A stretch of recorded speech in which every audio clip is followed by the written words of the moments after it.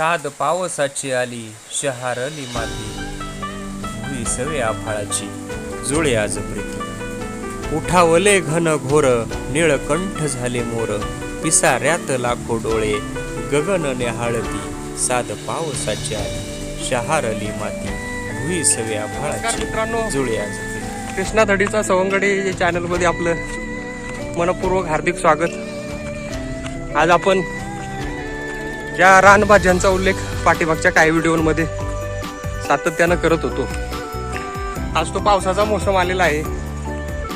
Monsoon पावसाला या ठिकाणी सुरुवात झालेली आहे आमच्या भागामध्ये.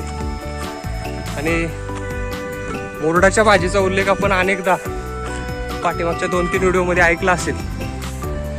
ती मुरडाची भाजी आता या पावसामुळे उगवली असेल किंवा नसेल याच्याबद्दल अजून तरी माहिती नाही, पण ती उगवली का आणि उगवली असली तर ते आणण्यासाठी आता आम्ही निघालेलो आहे.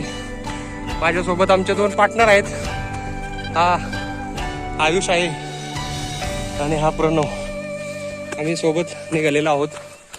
पाहूया ती भाजी मिळते का आणि मिळाली तर ती कशी असते ते आपल्याला सगळ्यांना या व्हिडिओच्या माध्यमातून बघायला मिळणार आहे. पडून नुकताच थांबलेला आहे आणि या नाळीच्या डोंगराला बघा धुक्याची चादर आपल्याला पसरलेली दिसते. मधोमध ठिकठिकाणी आपल्याला धुक्याचे ढग त्या ठिकाणी पडते वाटतं पाणी. त्या अवकाळीच्या नाही का मध्ये बघ दिसते ना त्या पाणी वाहतात वडेला आवाज पण येतोय पाण्याचा थोडा थोडा. आणि पावसाळ्यात अशा पद्धतीचा विहंगम नजारा या सह्याद्रीच्या डोंगर रांगांमध्ये आपल्याला पाहायला मिळते. समोर आपल्याला जे धरण दिसते ते दोम धरण आहे. त्याच्या वरच्या बाजूला बलकवडी धरण आपल्याला थोड्या वेळात पाहायला मिळेल. डोंगराच्या पाठीमागच्या बाजूला आपण जर गेलो तर आपल्याला बलकवडी धरणाचा सुद्धा नजारा पाहायला मिळतो. वैगाव गाव हे छोटंसं टुमदार असं गाव आहे. निसर्ग सौंदर्यानं नटलेलं आणि सह्याद्रीच्या कुशीत वसलेलं एक सुंदर आणि छोटंसं आमचं गाव आहे.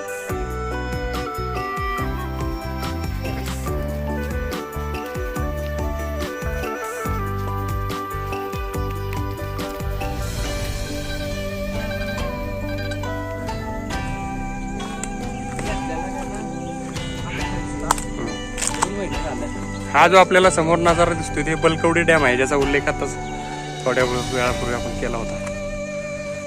हे बलकवडी डॅमचं बॅक वॉटर आता मला वाटते थोडासा गढूळ रंग पाण्याला दिसतोय. म्हणजे वरच्या बाजूला ज्या कृष्णामाई आणि वेदगंगा या जो नद्यांचा या संगमावर हे धरण आहे आणि त्या नद्यांना थोडं थोडं पाणी यायला सुरुवात झालेली आहे. जो जोर आणि वरच्या खोऱ्यामध्ये जो पाऊस पडतोय त्याचं पाणी या ठिकाणी नदीला यायला सुरुवात झालेली आहे.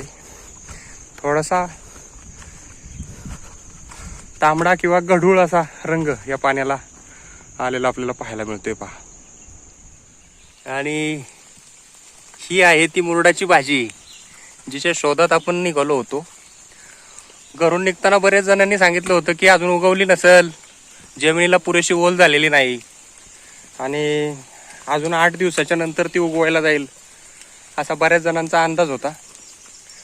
परंतु आमचा मित्र सागर आणि मी बऱ्याचदा ही भाजी घेण्यासाठी आलो होतो आणि तो मलाही अंदाज होता की एवढ्या पावसात भाजी यायला पाहिजे. मुरुड म्हणजे नक्की काय प्रकार असतो? मुरुड म्हणजे ज्याची आपल्याला विज्ञानामध्ये नेचे अशी ओळख आहे. नेचे नावाचा जो झुडपाचा प्रकार आहे त्याची ही सुरुवातीची अवस्था आहे उगवतानाची. त्या नेचे ह्या वनस्पतीचा किंवा त्या झुडपाचा जो छोटासा कोंब येतो त्यालाच आमच्या या इकडं गावाकडं मुरुड असं म्हणतात. आणि त्याची भाजी ही पौष्टिक मानली जाते आणि ती आवडीनं लोक या सीझनला खात असतात. तर आपण भाजी काढूया आता.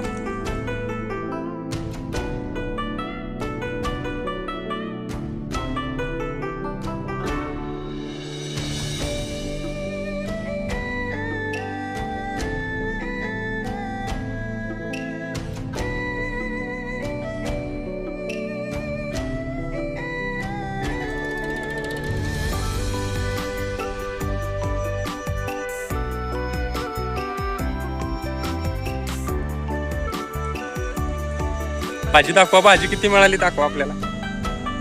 आणि अशा पद्धतीनं साधारणपणे 1-1.25 तास आम्ही भाजी अशी प्रत्येकाला एवढी भाजी मिळाली बघा. किंवा प्रणवला एवढी मिळाली, आयुषला, आणि मलाही तेवढीच मिळाली. आणि अशा पद्धतीनं भाजी घेऊन आता आम्ही घरच्या प्रवासाला निघालोय परतीच्या. साधारण 1-1.25 तास आम्ही जंगलात मुसळधार पाऊस असल्यामुळं तिथला काही टेक घेता आला नाही.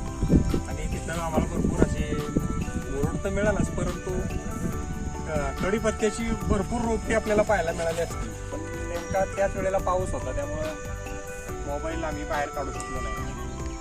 ते दृश्य काय आपल्याला पाहता येणार नाही. भविष्यात नक्कीच कधीतरी या जंगलात येण्याचा परत योग येईल आणि नक्कीच या कढीपत्त्याची झाडं आपल्याला पाहायला मिळतील.